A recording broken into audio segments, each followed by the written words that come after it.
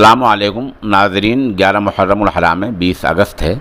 उधर तुर्की के सदर तैयब अर्दोगान का तालिबान को लेकर बड़ा बयान आ गया है।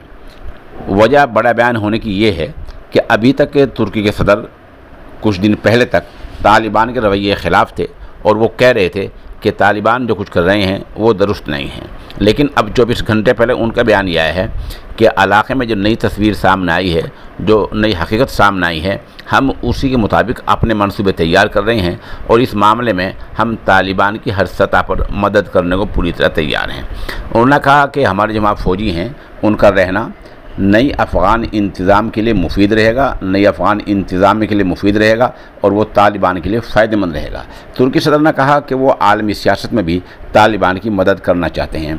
उन्होंने बताया कि वो काफ़ी दिनों से उनके लोग तालिबान के राब्ते में थे और अब वो चाहते हैं कि तालिबान को बुलाएं और उनसे लीबिया के तर्ज पर कोई मुआहदा कर लिया जाए। बहरहाल तुर्की के सदर का ये नया बयान आया है जिन्होंने उन्होंने तालिबान की मुकम्मल तौर पर हिमायत की है।